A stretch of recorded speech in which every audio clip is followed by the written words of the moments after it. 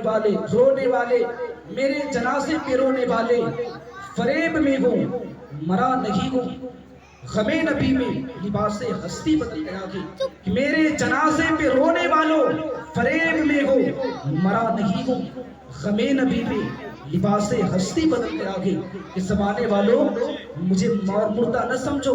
اللہ تبارک و تعالیٰ نے مجھے مومن بنایا اب جو ہے میں اپنی پوری زندگی کو جی کر اللہ کے حبیب پر ایمان لا کر اللہ کے رسول کی باتوں کو مان کر اللہ کی عبادت کر کے اللہ کی ریاضت کر کے اللہ کی پیروی کر کے رسول اللہ کے حکم کے مطابق زندگی جی کر اب میں جا رہا ہوں اب مجھے گھبرانے کی ضرورت نہیں ہے جب تک میرے جسم میں جان تھا میں زندہ تھا میرے اندر روح تھی میں زندہ تھا اللہ کے حکم کا پابند تھا اللہ کی ریاضت کرتا تھا اللہ کی عبادت کرتا تھا لیکن اب میرا سفر جو ہے قبر کی طرف ہو رہا ہے کچھ دن پہلے اللہ نے مجھے عالم ارواح سے اٹھا کر ماں کی شکل میں ڈالا تھا زمانے والوں تم نے خوشی منائی تھی میرے گھر والوں تم نے خوشی منائی تھی لیکن آج نہ رو اللہ تبارک و تعالیٰ نے اب مجھے جو ہے دوسرا گھر عطا کر رہا ہے اللہ جو ہے میرا گھر وہ عطا کر رہا ہے جو میرا آخری ٹھکانہ ہے اللہ وہ عطا کر رہا ہے جو میرا حق تھا اب دنیا میں جو بھی پیدا ہوتا ہے اسے موت کا مزہ چکھنا ہے یہ قرآن کا اٹل فیصلہ ہے یہ قرآن کا اصل حکم ہے یہ اللہ کا قانون ہے یہ شریعت مصطفیٰ کا قانون ہے ہر لوگوں کو مرنا ہے اے لوگوں گھبراؤ نہیں کل تک میرے جسم پر جو لباس تھا وہ روح ہونے کے بعد تھا لیکن آج روح نکل گئی ہے آج لوگ کاندھے پہ اٹھا کر مجھے قبر کی جانب لے کر جا رہے ہیں مجھے قبر کی جانب لے کر جا رہے ہیں رونے والوں رو نہیں غم زدہ نہ ہو خوف زدہ نہ ہو میرے اوپر آنسو نہ بہاؤ اس لیے کہ کب تک میں منتظر تھا کہ کب تک میں منتظر تھا کہ اللہ حبیب کا تیار دکھا دے اللہ محبوب کا تیار دکھا دے روضہ مصطفیٰ دکھا دے لیکن وہ تمنا تو پوری نہ ہو سکی میرے گھر والوں لیکن اللہ نے مجھے تحفہ عطا کر دیا گے یعنی مجھے موت دے دیا گے اب مجھے دنیا کی کوئی طاقت جو ہے چہرے و دعا کی زیارت سے نہیں روک سکتی دنیا والوں مجھے جانے دو قبر کی طرف اس لیے کہ مجھے معلوم ہے اس لیے کہ رسول آئیں گے اور مجھ گنہگار کو اپنی زیارت نصیب کرائیں گے ہر غلام رہتا ہے کب موت آئے اور پھر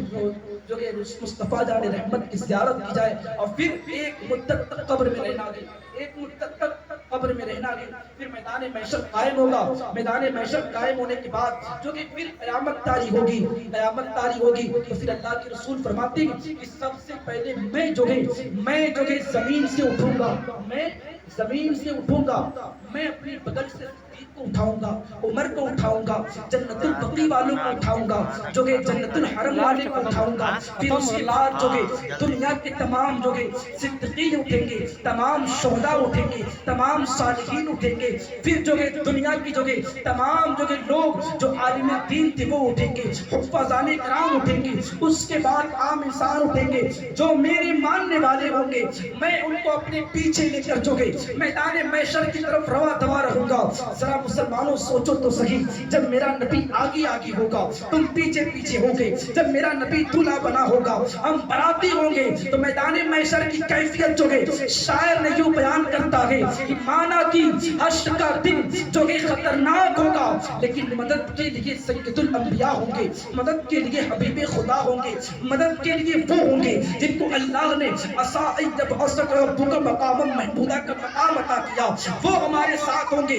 جن کی دعائیں قبول نہیں جن کی دعائیں رد نہیں کی جائیں گی اس لیے کہ ہمیں معلوم ہے جب ہمیں جہنم کی جو ہے دھاکتے شعلے ہمارے دلوں کو دھڑکا رہے ہوں گے ہمیں معلوم ہے جب جو کہ جہنم کے تپتے ہوئے جو کہ میدان حشر کے تپتے ہوئے زمین ہماری جو کہ بیجوں کو کھولا کے ہماری جو کہ ناک کے سرگے بہا رہی ہوگی ہمیں معلوم ہے ہمارے جسم سے چربیاں پگھل کر پسینے کے مانند آ جائے گی ہمیں معلوم ہے ہمارا پسینہ ہمارے گناہوں کے تحت جو ہے اوپر کا ہوگا کوئی انسان جو ہے اپنے پسینے کے اندر ڈوب رہا ہوگا کوئی انسان جو ہے اپنے پسینے کے اندر جو ہے اپنے کاندھوں تک ڈوبا ہوگا ہر انسان پریشان ہوگا پریشانی کے عالم میں سب ایک ہو کر جو ہے آدم صفی اللہ